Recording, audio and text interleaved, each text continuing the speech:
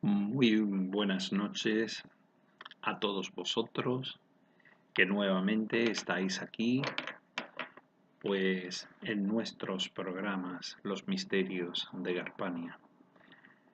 Estos programas, como bien saben, son de divulgación y también son unos programas que pretenden hacernos pensar a cada uno de nosotros en aquellas cosas más importantes, más elementales de la vida.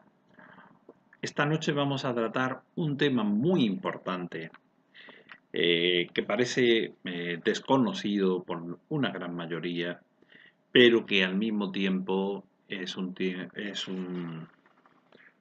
tema que está tratado pues por muchas personas y utilizado por muchas personas.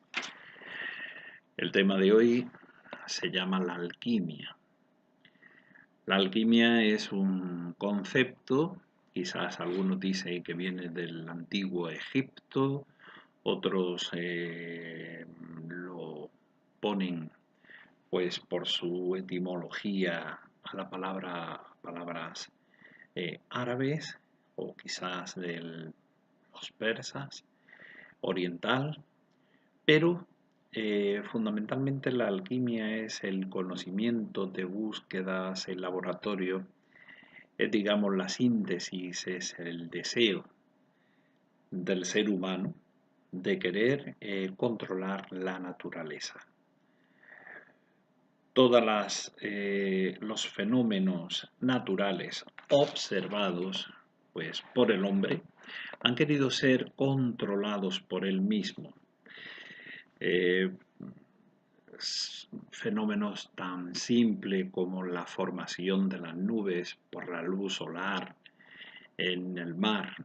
Ya desde los griegos, desde la antigua Grecia clásica, quiso ser controlado por los griegos, pretendiendo pues también con un foco de calor hervir el agua y ese agua que se evapora en forma de nubes o de vapor de agua, poder controlarlo, poder modificarlo de alguna manera y poder al mismo tiempo convertirlo incluso en lluvia por medios de algunos aparatos que se fueron inventando con el transcurso de los siglos y sobre todo en la Edad Media la alquimia adquirió pues una gran importancia y al mismo tiempo extensión por el mundo entero.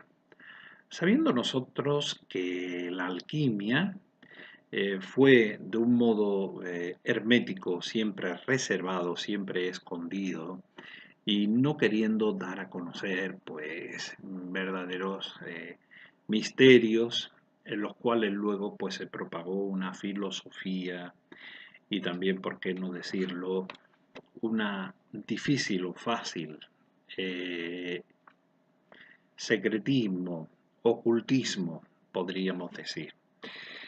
Lo más importante de la alquimia, como de toda disciplina, es que conlleva unas doctrinas, tiene unos dogmas, tiene unas verdades que debemos de asumir.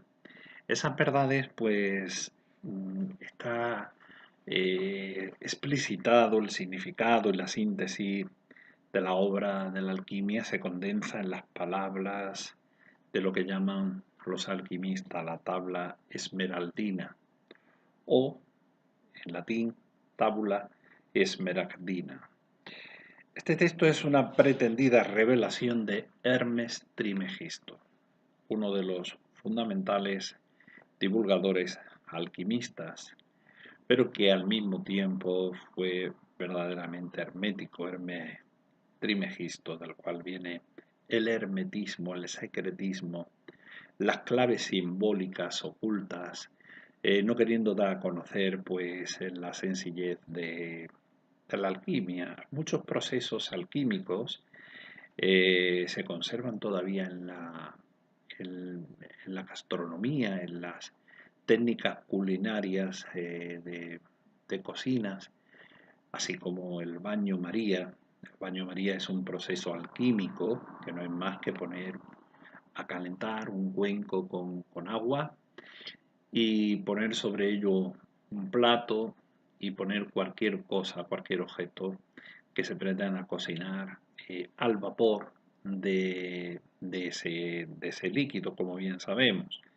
Puede ser un huevo, puede ser una verdura, puede ser cualquier alimento.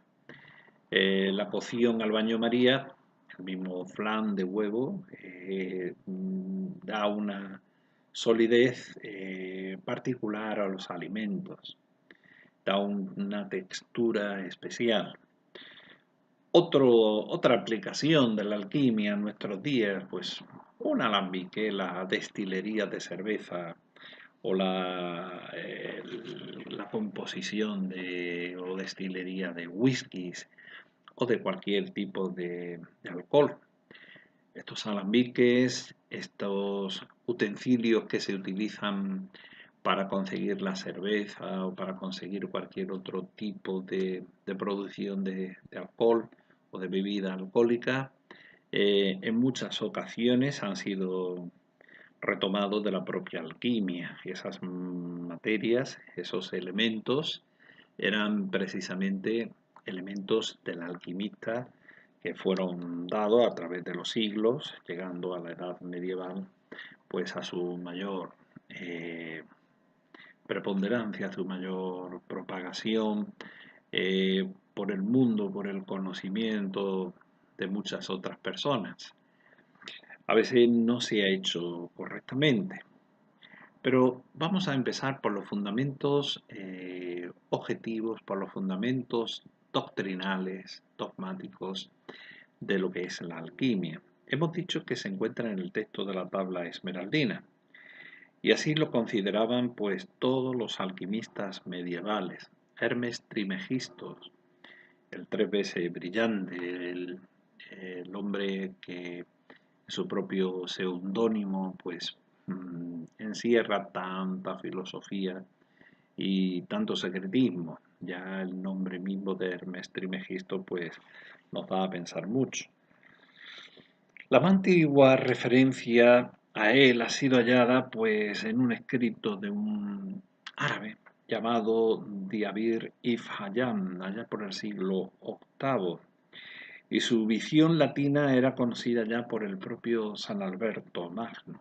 Alberto Magno fue un santo de la iglesia, profesor o maestro de Santo Tomás de Aquino, un hombre muy misterioso y poco conocido incluso por la iglesia católica.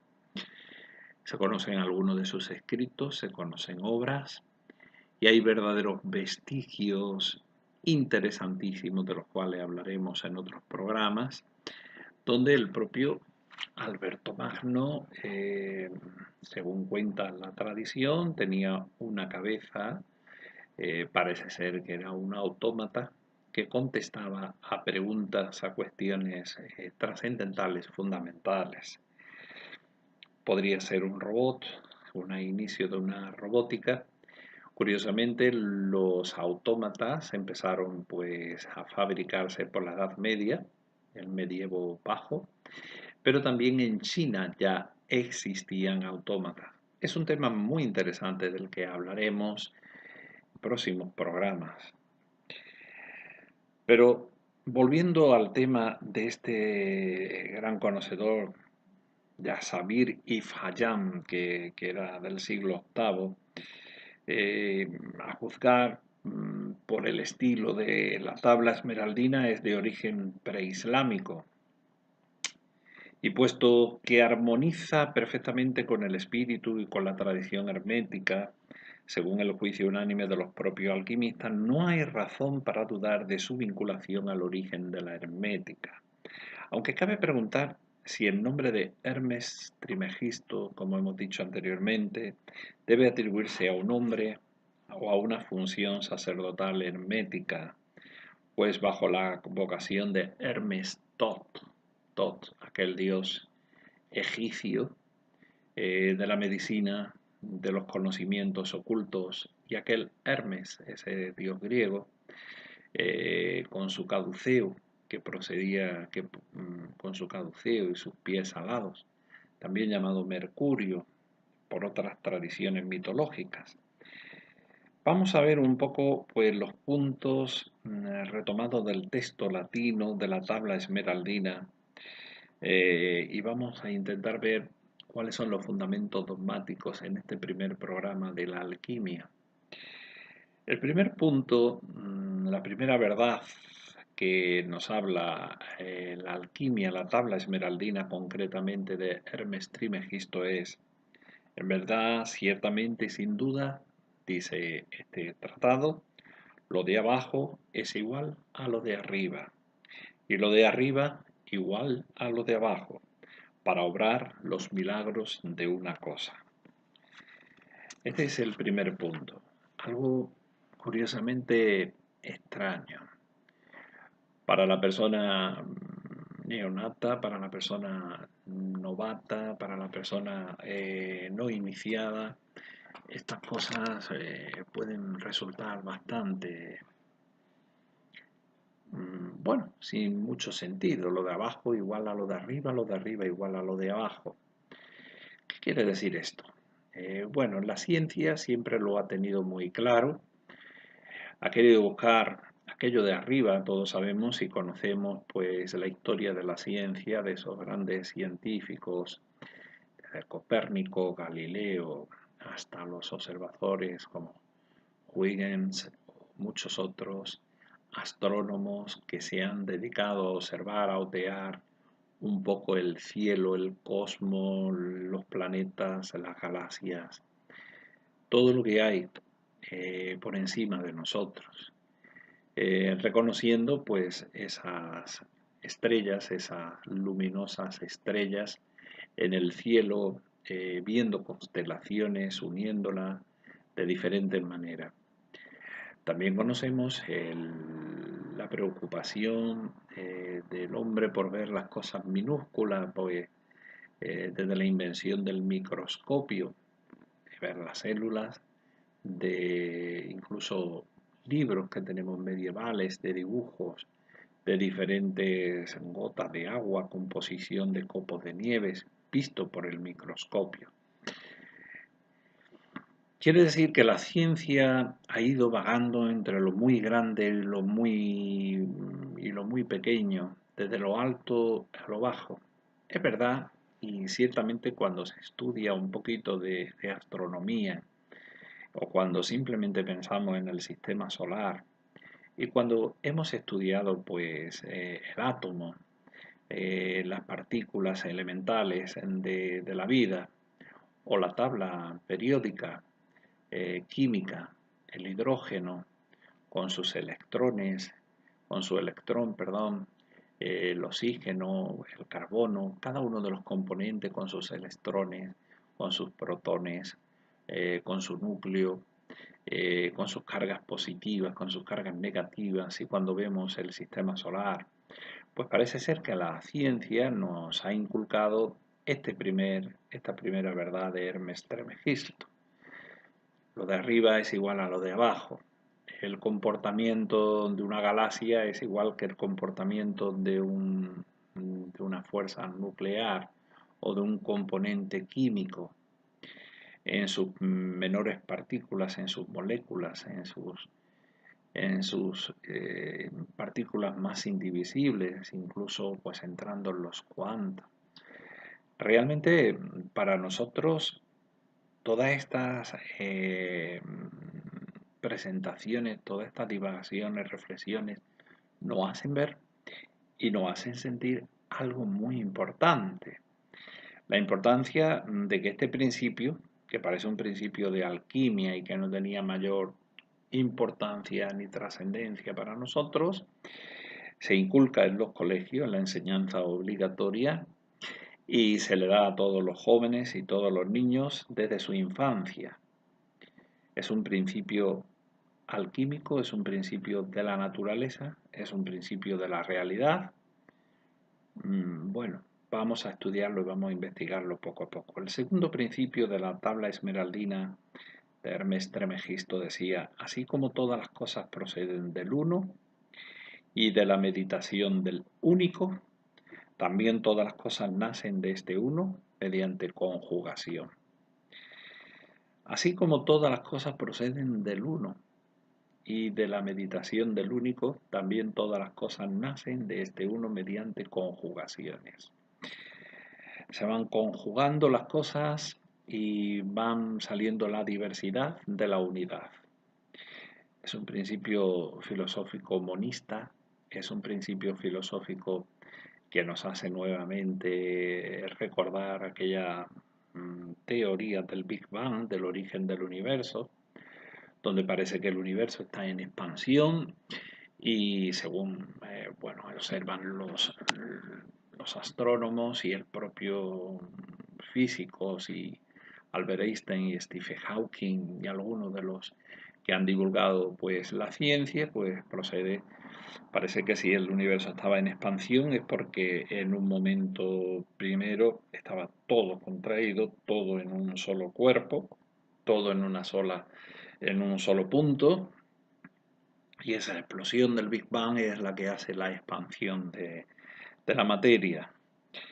Esto que parece una teoría moderna y científica y demás, resulta que está mucho antes de que el profeta Mahoma pues, instituyera el islamismo, mucho antes de que los griegos clásicos pues, empezaran a fundamentar su filosofía. Esto está mucho antes del conocimiento de los hombres. ¿De dónde procede? ¿Cómo va? ¿En qué consiste? Sin embargo, parece que son teorías actuales, o dogmas actuales, o doctrina actual. Sin embargo, las doctrinas dogmáticas, el dogmatismo se ha aparcado, parece que el hombre quiere ser libre, que el hombre tiene afán de descubrir, que la ciencia no está abierta a nada hermético, a nada cerrado. Sin embargo, nos damos cuenta que estos principios de la tabla esmeraldina están prácticamente en toda la ciencia que se está enseñando en la actualidad a los jóvenes, a los niños, y se está divulgando entre científicos y en universidades. El tercer principio es: su padre es el sol y su madre la luna. El viento lo llevó en su vientre y su nodriza es la tierra. Cuánta simbología de sol y de luna hemos visto en libros de alquimia, por supuesto, en dibujos, en escudos, en símbolos, en heráldicas, en todos los sitios. ¿Cuántas veces no me has preguntado qué significa ese sol y esa luna? El padre es el sol, la madre es la luna. El viento lo llevó en su vientre y su nodriza es la tierra. La madre tierra, la nodriza, la que cría, la que cuida de la criatura. El viento es el vientre que mueve el viento, es el vientre que digiere, que hace ver las cosas. Y el padre y la madre son el sol y la luna, símbolos muy alquímicos. El cuarto punto es el padre de las maravillas del mundo entero. Es el padre de las maravillas del mundo entero. Todas las maravillas parece ser que tienen un origen, y ese origen lo identifican con una paternidad, según este libro, según estos principios. Hay una quinta verdad o una quinta máxima que es: su fuerza es perfecta cuando se convierte en tierra. Su fuerza es perfecta cuando se convierte en tierra. La tierra parece que era la fuerza perfecta, pero ¿a qué se refiere esa fuerza? Realmente conocemos que toda la energía humana procede de la tierra en cuanto a alimento, la fuerza de los vegetales, de los vegetales que alimentan al mismo tiempo a los animales herbívoros, esos animales herbívoros que alimentan a los carnívoros. Todo es una cadena en la naturaleza. Hemos dicho que la alquimia estudia las cadenas.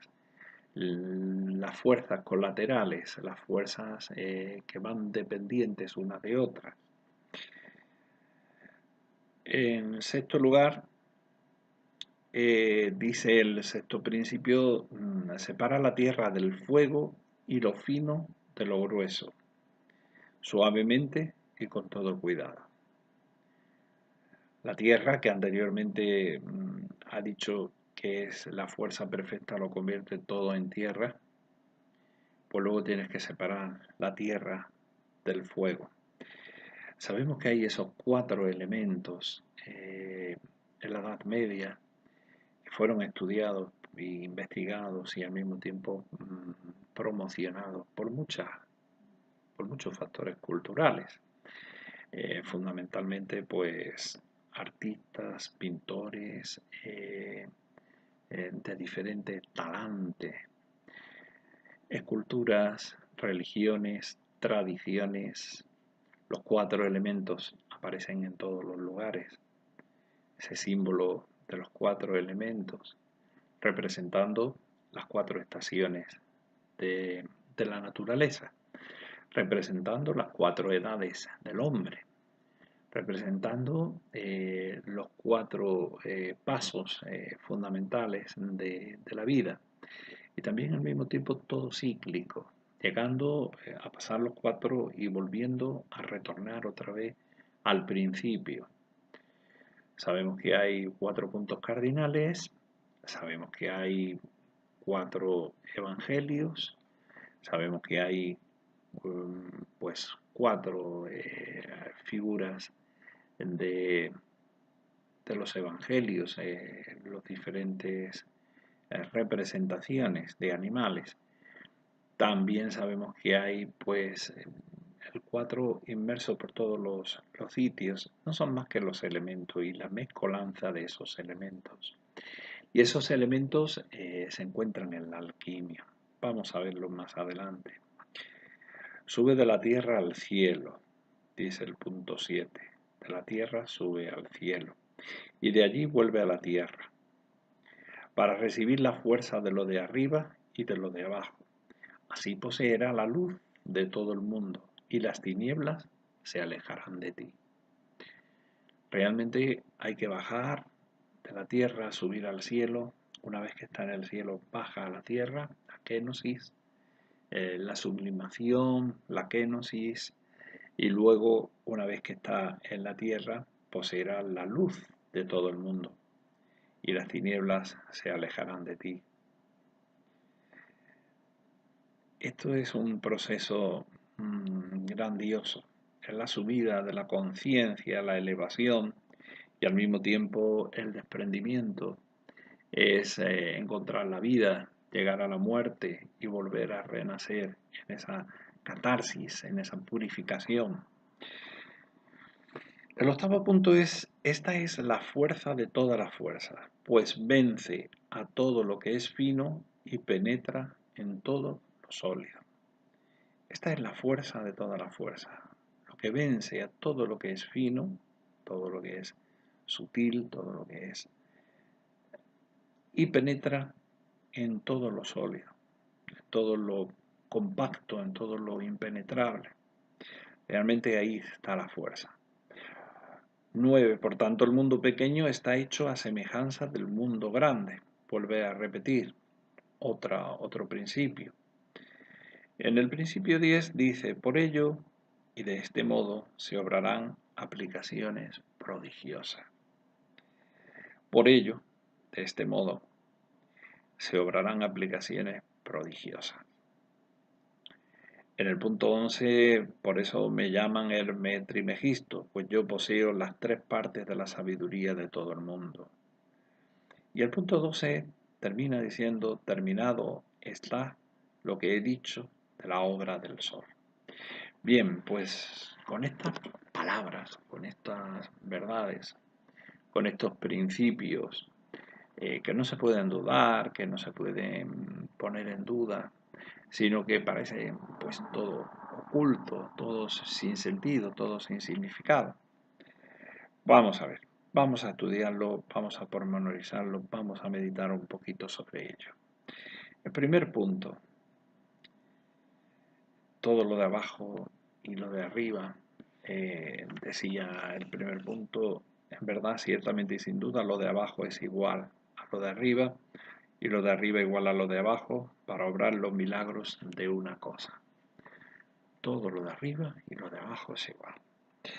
En verdad, ciertamente y sin duda, lo de abajo es igual a lo de arriba y lo de arriba igual a lo de abajo, para obrar los milagros de una cosa. La versión latina empieza textualmente así: Verum sine mendacio certum est versissimum, pero la versión que da Diavir es más clara. Es en verdad, cierto y sin duda. Aquam y quinam la fi. Pues en verdad se refiere a la esencia de lo revelado.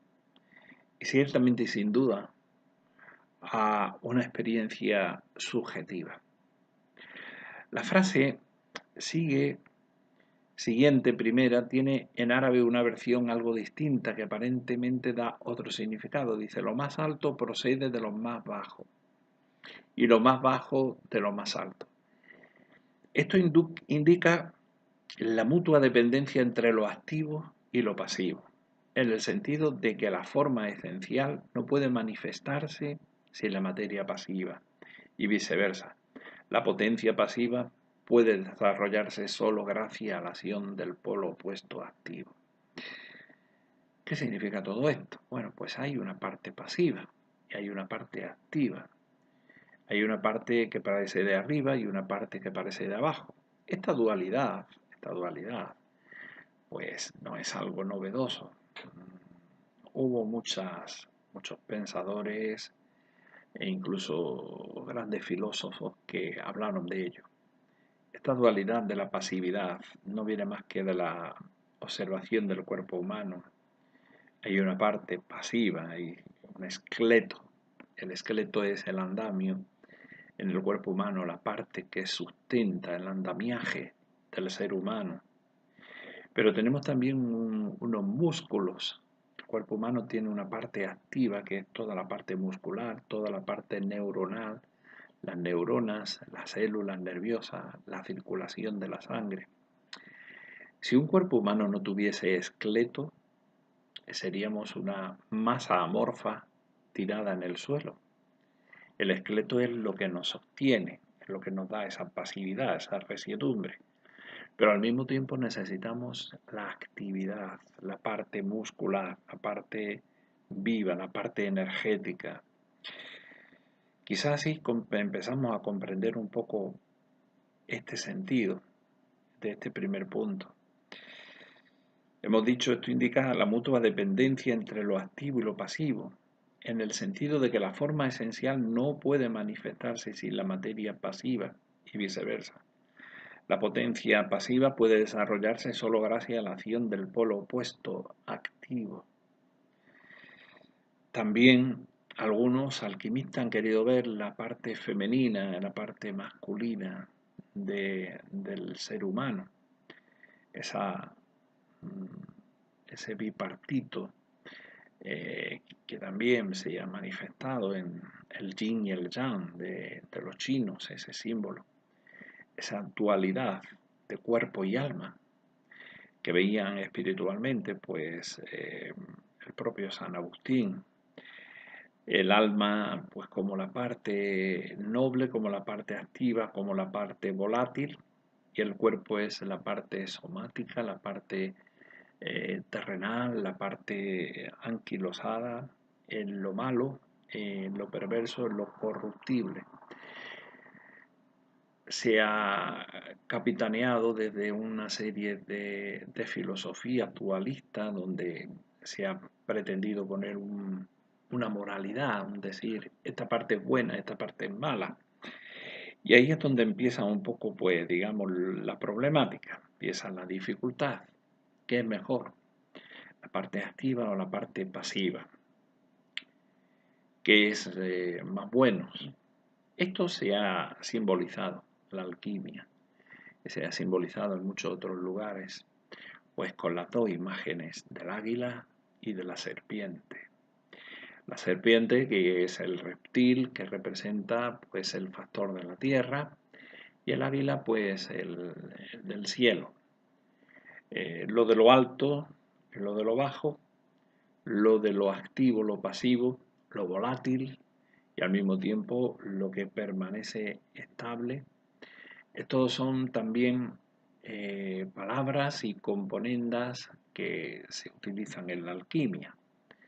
Cuando los elementos se meten en el matraz o se meten en el lugar de investigación, pues muchas veces se volatiza algunos humos por el calor, a veces por la solidificación, por el frío, y otras materias queda condensada, queda estable.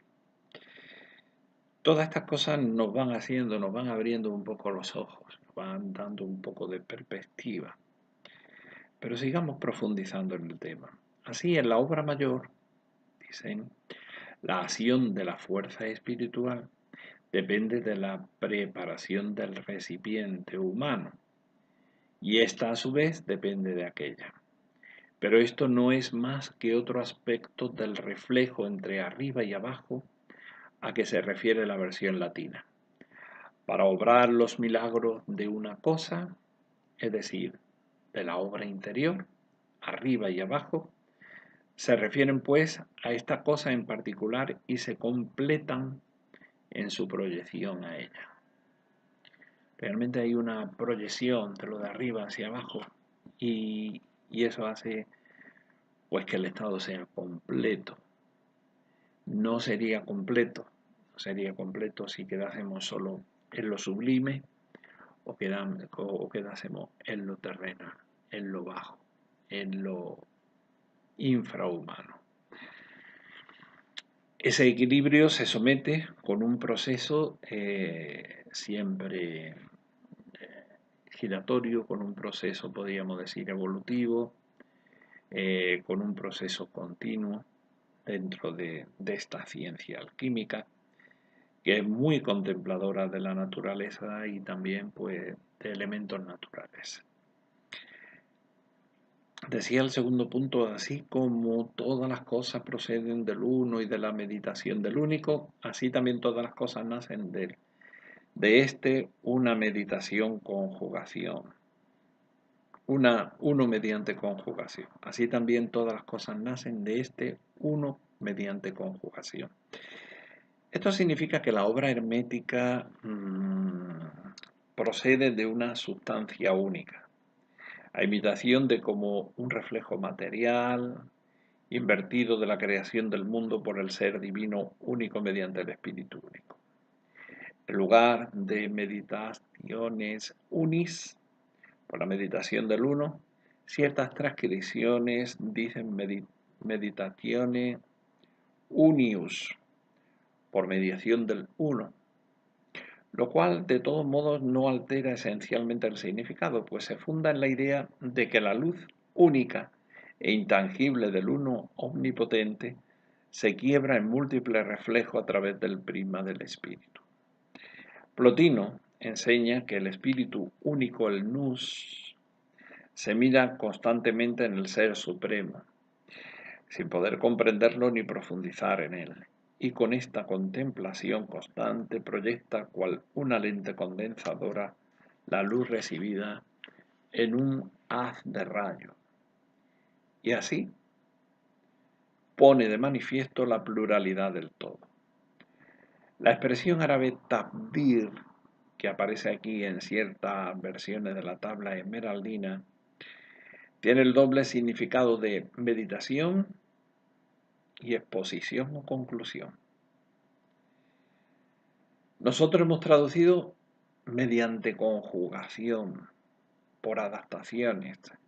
En Basilio Valentina se lee conjunciones, mediante unión. El tercer punto dice, su padre es el sol y su madre la luna. El sol, padre de la piedra, es el espíritu del nous y la luna, el alma, la psique, que decían los griegos.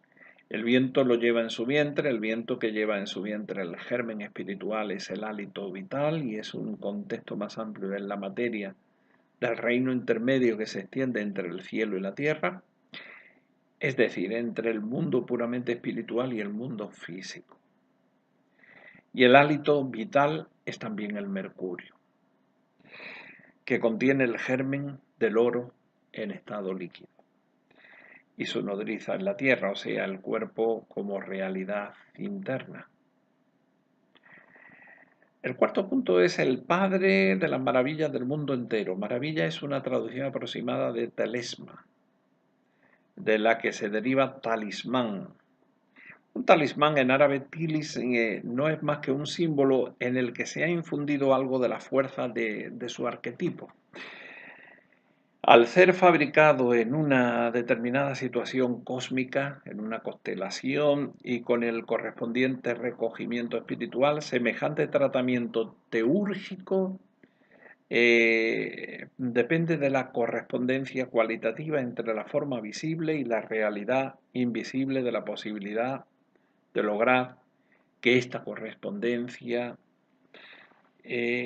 resulte operante en el plano espiritual. De aquí la similitud entre el talismán como portador de un influjo invisible y el elixir alquímico como fermento de la transmutación de los metales.